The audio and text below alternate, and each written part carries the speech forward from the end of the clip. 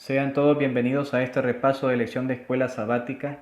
La lección que estuvimos estudiando durante esta semana lleva por título Yo hago nuevas todas las cosas. Los últimos capítulos del Apocalipsis nos muestran la destrucción de Babilonia y sus aliados, la liberación del pueblo de Dios, la erradicación definitiva del mal y la instauración del reino eterno de Cristo sobre esta tierra. Apocalipsis culmina con la promesa de un futuro esperanzador, donde Dios enjugará toda lágrima de los ojos de ellos, y ya no habrá más muerte, ni habrá más llanto, ni clamor, ni dolor, porque las primeras cosas pasaron. Apocalipsis 21:4. En esta lección repasaremos algunos aspectos relacionados con los eventos anteriormente descritos.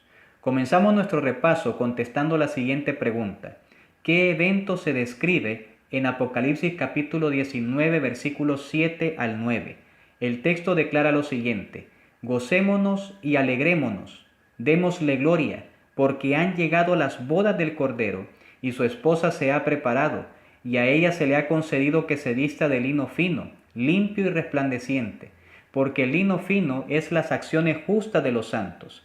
Y el ángel me dijo: escribe, bienaventurados los que son llamados a la cena de las bodas del Cordero. Y él me dijo: estas son palabras verdaderas de Dios. En Apocalipsis 19 encontramos la mención de dos cenas. La primera de ellas, la cena de las bodas del Cordero, la cual es descrita en el pasaje anterior.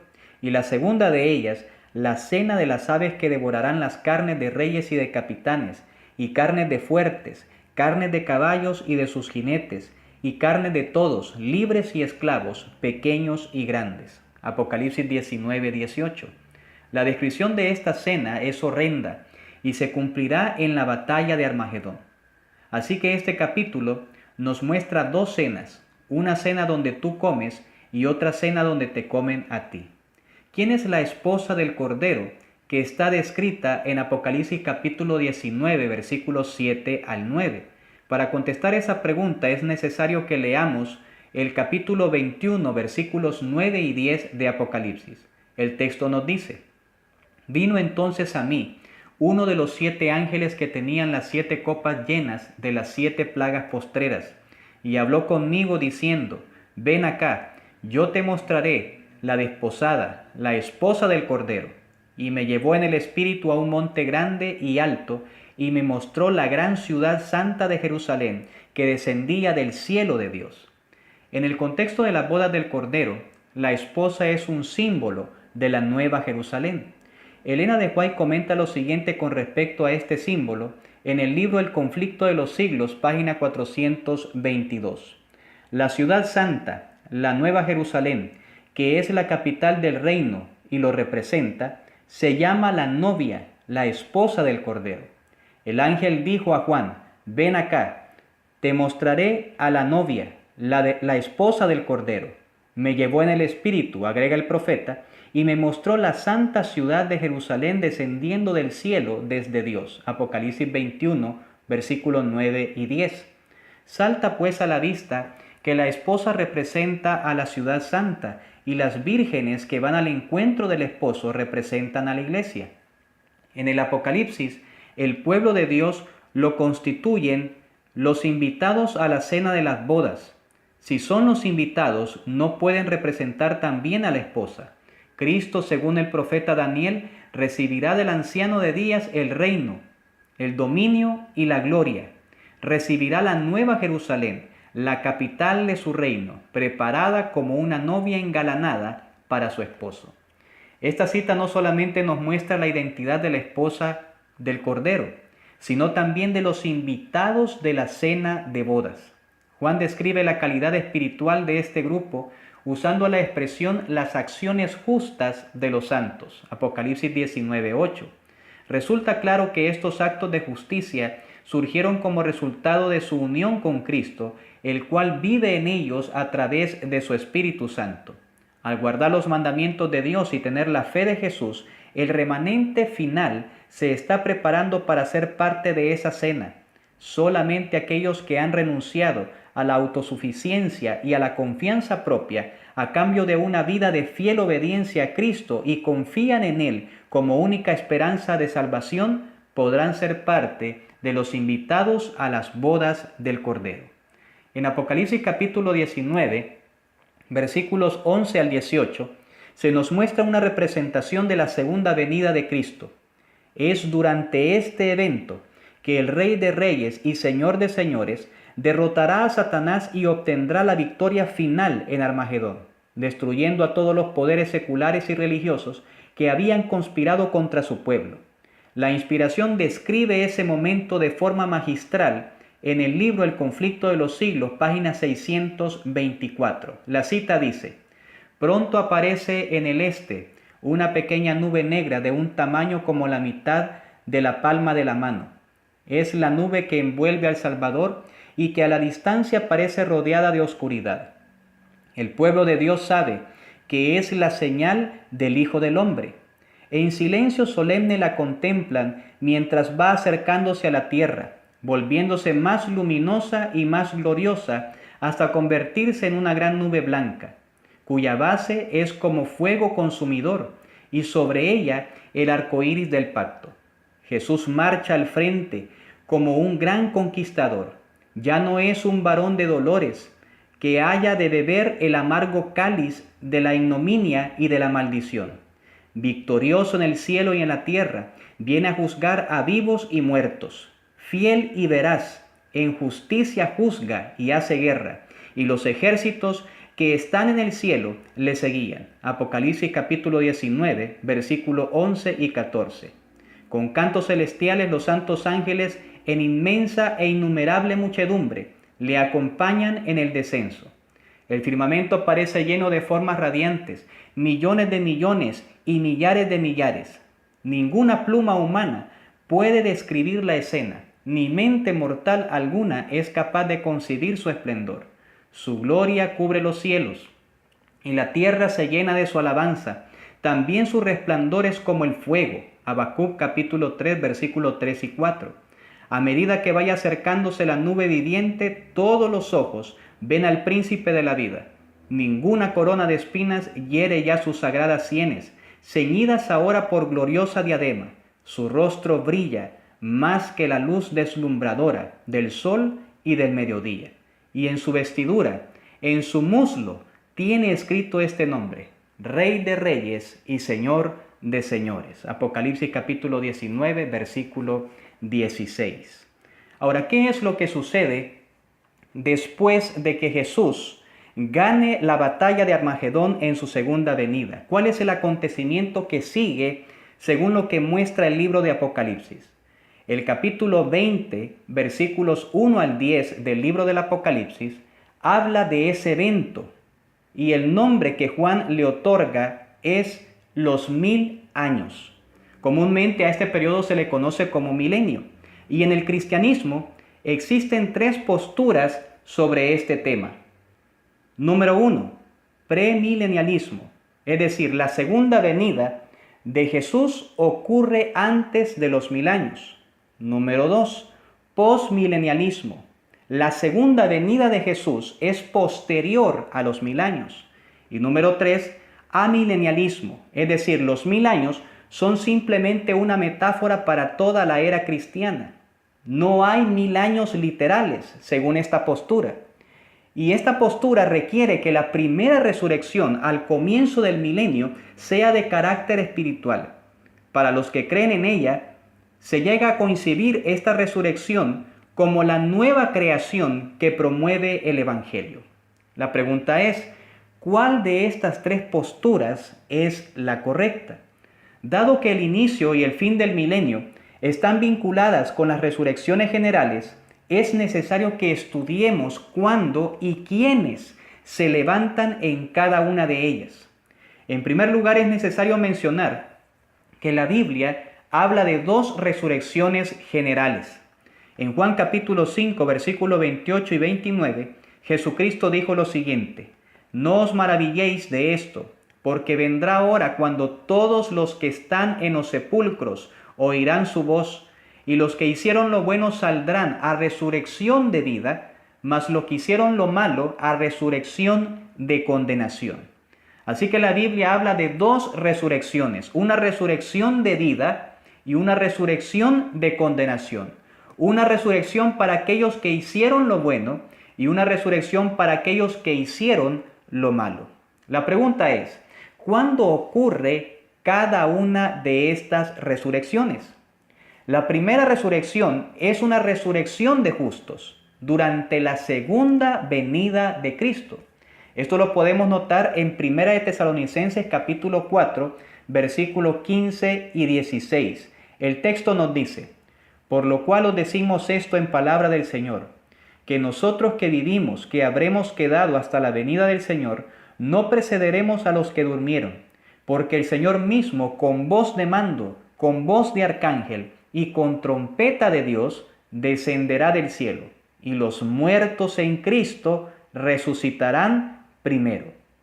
La segunda resurrección es una resurrección de los impíos después del milenio, es decir, en la tercera venida de Cristo, cuando Jesús venga a instaurar su reino eterno sobre esta tierra.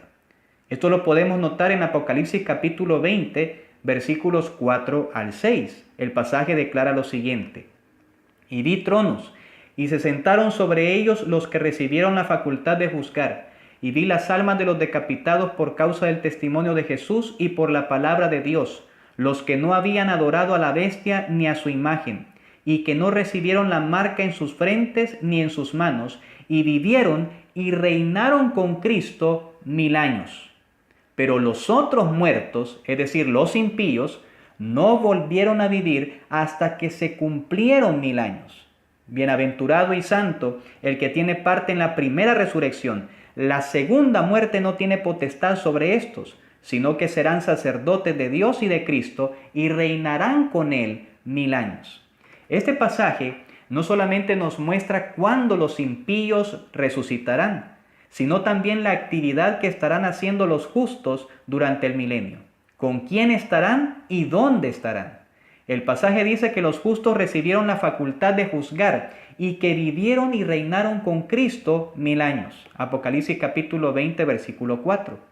Si la morada de Cristo es el cielo, es lógico y consistente pensar que los justos están con Cristo juzgando en el cielo por 1000 años. Durante el milenio, Dios permite que los redimidos accedan a los registros de la historia para encontrar respuestas a todas las preguntas concernientes a la equidad de sus decisiones relacionadas con quienes se perdieron, así como las inquietudes relacionadas con la conducción de Dios en su propia vida. Al final del milenio, todas las interrogantes sobre la justicia de Dios quedan completamente resueltas y para siempre. El pueblo de Dios puede ver, sin la más mínima sombra de duda, que las acusaciones de Satanás eran infundadas. Ahora los redimidos están listos para contemplar la administración de la justicia de Dios en el juicio final de los impíos. Es probable que te estés preguntando, ¿qué es lo que va a suceder con Satanás y sus ángeles durante el milenio? La Biblia tiene una respuesta contundente a esta pregunta en Apocalipsis capítulo 20, versículo 3. El texto nos dice: y lo arrojó al abismo, y lo encerró, y puso su sello sobre él, para que no engañase más a las naciones, hasta que fuesen cumplidos 1000 años, y después de esto debe ser desatado por un poco de tiempo. Con respecto a este pasaje bíblico, el Comentario Bíblico Adventista declara lo siguiente en el tomo 7, página 892. La atadura del dragón simboliza las restricciones que se le impondrán a las actividades de Satanás. Los impíos morirán por la gloria de la segunda venida de Cristo, y los justos serán trasladados al cielo. Satanás y sus malignos ángeles serán recluidos en estas circunstancias en la tierra desolada, en donde no habrá ni una sola persona viva sobre la cual Satanás pueda ejercer sus poderes engañosos. En esto consistirá su atamiento acá en la tierra. Ahora, ¿qué sucederá cuando esos 1000 años acaben? ¿Qué sucederá cuando Satanás y sus ángeles sean desatados?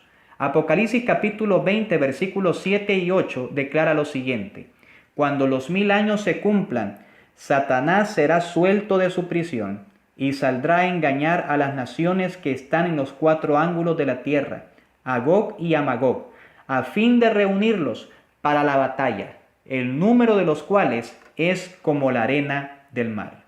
El diablo intentará llevar a cabo su última estrategia de ataque, pero las Escrituras nos dicen que esa última estrategia de ataque no tendrá éxito. El versículo 9 del capítulo 20 de Apocalipsis declara lo siguiente: y subieron sobre la anchura de la tierra, y rodearon el campamento de los santos y la ciudad amada, y de Dios descendió fuego del cielo y los consumió. Este pasaje nos muestra el aniquilamiento total de los impíos. Una vez que el Señor erradique por completo el mal, establecerá acá sobre esta tierra su reino. Una vez que el milenio finalice y los impíos sean aniquilados por el lago de fuego, Dios renovará la tierra. Es por eso que el profeta dice que él observa un cielo nuevo y una tierra nueva. Apocalipsis capítulo 21, versículo 1. La palabra nuevo en griego es kainos y se refiere a algo nuevo en calidad, no en origen ni en tiempo. El significado de esta palabra sugiere que este planeta será purgado por el fuego y restaurado a su estado original. Esto lo podemos leer en 2 de Pedro capítulo 3, versículo 10 al 13. ¿Qué es lo primero que Juan observa de la tierra nueva? Apocalipsis capítulo 21, versículo 1 dice: vi un cielo nuevo y una tierra nueva, porque el primer cielo y la primera tierra pasaron, y el mar ya no existía más. Es interesante que lo primero que Juan observa en la tierra nueva es que no hay mar. El hecho de que Juan se refiera a el mar con el artículo definido muestra que probablemente tenía en mente el mar que lo rodeaba en Patmos, el cual se había convertido en un símbolo de separación y sufrimiento. Para él, la ausencia de ese mar en la tierra nueva significaba la ausencia del dolor causado por su separación de sus seres queridos. ¿Por qué razón el mar dejará de ser? Elena de White explica lo siguiente en el libro Maranata, el Señor viene, página 349. El mar separa a los amigos, establece una barrera entre nosotros y aquellos a quienes amamos. El vasto e insondable océano rompe nuestros vínculos. En la tierra nueva ya no habrá mar, ni habrá allí galeras con remos. En lo pasado muchos que amaban y servían a Dios fueron encadenados a los asientos de las galeras, obligados a cumplir la voluntad de los hombres crueles y de corazón duro. El Señor ha contemplado sus sufrimientos con simpatía y compasión. Gracias a Dios, en la tierra nueva no habrá corrientes impetuosas, ni océanos invasores, ni olas inquietas y bulliciosas. El hecho de que no existía ya más el mar no significa que no habrán mantos acuíferos en la tierra nueva. De hecho, en el libro de Apocalipsis encontramos que en la ciudad habrá un río limpio y resplandeciente. El capítulo 22, versículo 1 declara: después me mostró un río limpio de agua de vida, resplandeciente como cristal, que salía del trono de Dios y del Cordero. No sé si te has preguntado cuál es el mayor atractivo de la tierra nueva. Lo maravilloso de la tierra nueva no es la naturaleza restaurada o la impresionante ciudad que desciende del cielo y que se convertirá en la habitación de los redimidos. Lo maravilloso de la tierra nueva es la presencia de Dios. Es la presencia del Todopoderoso que hace que este lugar sea un verdadero paraíso acá en la tierra. Apocalipsis capítulo 21, versículo 3 declara: he aquí el tabernáculo de Dios con los hombres, y Él morará con ellos, y ellos serán su pueblo, y Dios mismo estará con ellos como su Dios. Según Apocalipsis capítulo 21, versículo 4, la presencia de Dios garantiza la ausencia del sufrimiento. En la tierra nueva no existirán ya más lágrimas, muerte, tristeza, llanto ni dolor. Todas las consecuencias del pecado serán erradicadas. Esta es la gran esperanza que Cristo promete a sus hijos. Un mundo donde el amor, la justicia y la verdad reinarán para siempre, trayendo consigo una felicidad eterna. En la tierra nueva existirá la nueva Jerusalén, que es la capital de la tierra restaurada. ¿Cuáles son las características exteriores de esta ciudad, de la Nueva Jerusalén? Número 1. La Biblia nos dice que la ciudad está rodeada de un muro alto con 12 puertas, 3 puertas en cada uno de los 4 lados, lo que permite la entrada desde cualquier dirección. Esto lo podemos leer en Apocalipsis capítulo 20, versículos 12 y 13. Número 2. La Nueva Jerusalén es presentada como un cubo perfecto. Son 12.000 estadios de largo, de ancho y de alto. Apocalipsis capítulo 20, versículo 14. Considerando que un estadio equivale a 185 metros, el volumen de la ciudad sería de 2.220 kilómetros cúbicos. El área de la Nueva Jerusalén será aproximadamente de 29.570.400 kilómetros cuadrados. Esto más o menos equivale a la superficie de América del Norte. Es decir, estamos hablando de una ciudad inmensa, de una ciudad grande. ¿Cuáles son las características interiores de la Nueva Jerusalén? Número 1. La calle de la ciudad es de oro puro, transparente como vidrio. Esto lo podemos leer en Apocalipsis 21:21. Número 2. En la Nueva Jerusalén no habrá más noche. Esto lo podemos ver en Apocalipsis capítulo 22, versículo 5. Número 3. En la Nueva Jerusalén, un río limpio de agua de vida, resplandeciente como el cristal, saldrá del trono de Dios y del Cordero, según Apocalipsis capítulo 22, versículo 1. Y en medio de la calle de la ciudad, y a uno y a otro lado del río, está el árbol de la vida que produce 12 frutos, dando cada mes su fruto. Y las hojas del árbol eran para la sanidad de las naciones. Esto lo podemos notar en Apocalipsis capítulo 22, versículo 2. ¡Qué hermoso lugar el que nuestro Dios ha preparado para aquellos que aman su venida! Durante este trimestre hemos estudiado a través de 13 fascinantes lecciones el libro del Apocalipsis, las cuales nos han mostrado los acontecimientos que ocurrirán en los últimos capítulos de la historia de este mundo y la victoria final de Cristo en la gran batalla del Armagedón, la batalla entre el bien y el mal. El Cristo de Apocalipsis es la respuesta a todas las esperanzas y los anhelos de la humanidad en medio de los enigmas y las incertidumbres de la vida. Cristo tiene el futuro de este mundo y nuestro propio futuro en sus manos. Muy pronto, los acontecimientos que arreciarán la gran crisis final estallarán. Las piezas ya están en el tablero y cada día podemos ver avances notorios en el panorama profético. Ya llegó el tiempo de levantarnos de nuestro letargo espiritual, dejar a un lado la tibieza y los compromisos sutiles, de tal manera que comenzamos a vivir el Evangelio de Cristo, el Evangelio que creemos, el Evangelio que predicamos. Ya llegó el tiempo que hagamos nuestras las siguientes palabras con las cuales termina el libro del Apocalipsis. Ven, Señor Jesús.